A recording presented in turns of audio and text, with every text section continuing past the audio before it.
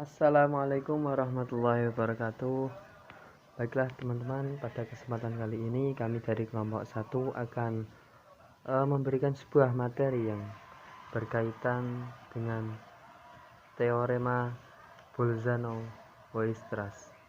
Sebelum itu, terlebih dahulu kami akan memperkenalkan diri anggota-anggota kelompok kami. Yang pertama ada Ahmad Syafiq, yang kedua ada Aulia Widyahuda, yang ketiga ada Dwi Mayansari, yang keempat ada Ismatul Ulya, yang kelima Ida Nur Iza, dan yang keenam Yeni Masfufah. Memasuki teorema yang pertama, yaitu teorema 2.15, yaitu kita sebut dengan teorema sub barisan monoton, yang berbunyi setiap barisan bilangan real memiliki sub barisan yang monoton. Langsung saja kita ke pembuktian. Pembuktiannya di sini kita misalkan X di mana terdapat Xn, di mana n elemen bilangan asli adalah barisan bilangan real. Kita definisikan Xn di mana Xk terdapat K lebih besar dari n, maksud saya K lebih besar sama dengan n untuk setiap n elemen bilangan asli. Bisa saja Xn memiliki suku terbesar, namun bisa juga tidak. Dari sini kita akan menjumpai dua kasus. Untuk kasus yang pertama, untuk setiap n elemen bilangan asli, Xn memiliki suku terbesar. Misalkan Sn1 adalah suku terbesar dari X1. Selanjutnya perhatikan Xn1 plus 1.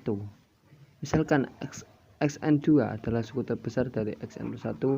Jelas bahwa Xn1 lebih besar sama dengan dari Xn2, dengan N1 lebih kecil dari N2. Kita juga bisa mendapatkan Xn3 yang merupakan suku terbesar dari Xn2 plus 1. Jelas pula bahwa seperti yang pertama tadi, Xn2 lebih besar sama dengan Xn1. Jika proses ini terus dilanjutkan, maka kita akan mendapatkan Xn1 lebih besar dari sama dengan Xn2, lebih besar sama dengan dari Xn3, lebih besar sama dengan dari Xnk, dan seterusnya. Dengan N1 lebih kecil dari N2, lebih kecil dari N3, lebih kecil dari Nk, lebih kecil dari Nk plus 1, dan seterusnya.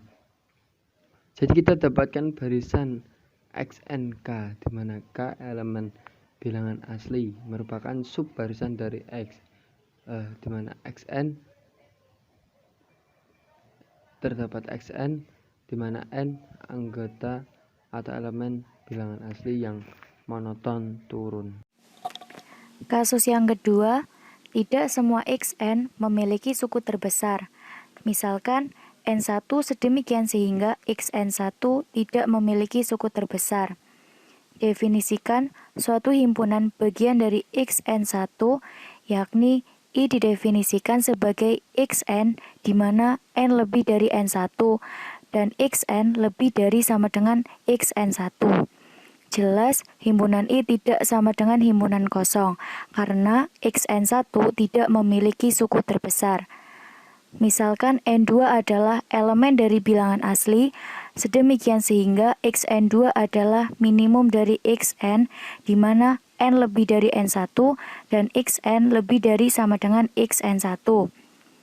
Misalkan N3 adalah elemen dari bilangan asli, sedemikian sehingga Xn3 adalah minimum dari Xn, di mana N lebih dari N1, N tidak sama dengan N2, dan Xn lebih dari sama dengan Xn1.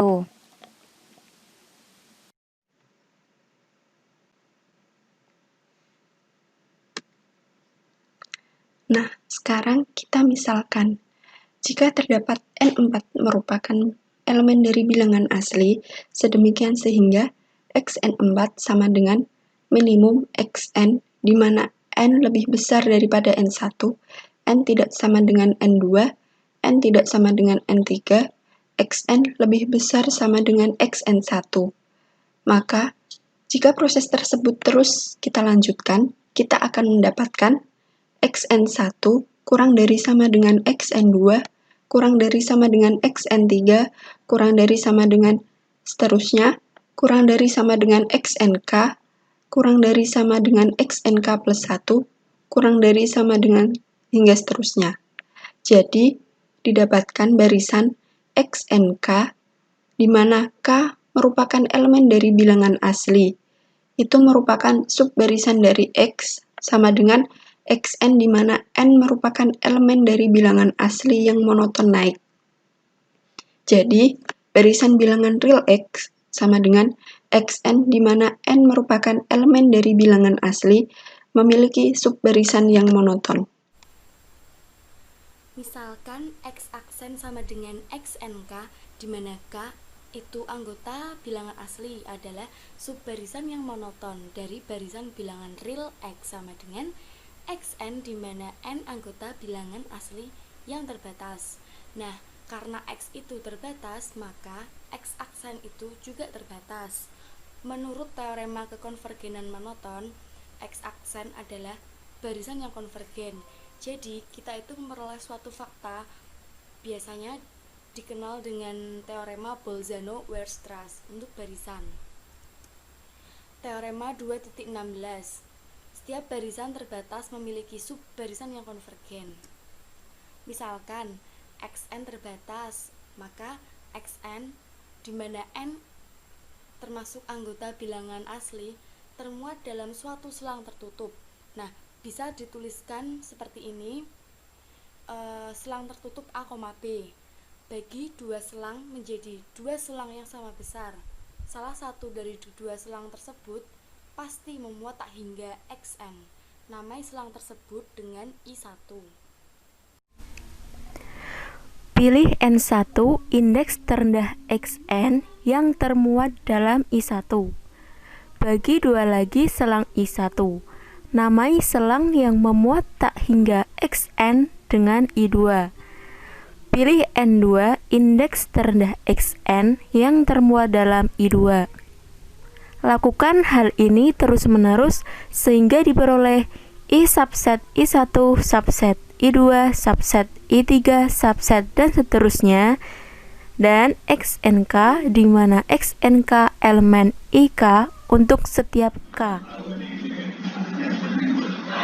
Perhatikan bahwa menurut sifat interval bersarang, terdapat epsilon elemen IK untuk setiap K elemen bilangan asli.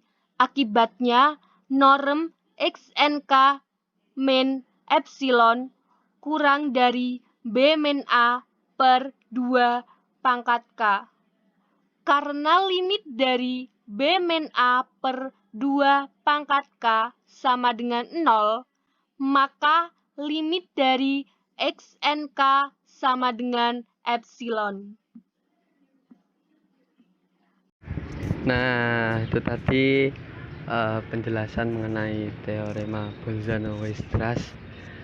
Mungkin hanya itu dari kelompok kami. Kurang lebihnya kami mohon maaf dan terima kasih telah berkenan menyaksikan video persembahan materi dari kami. Wassalamualaikum warahmatullahi wabarakatuh.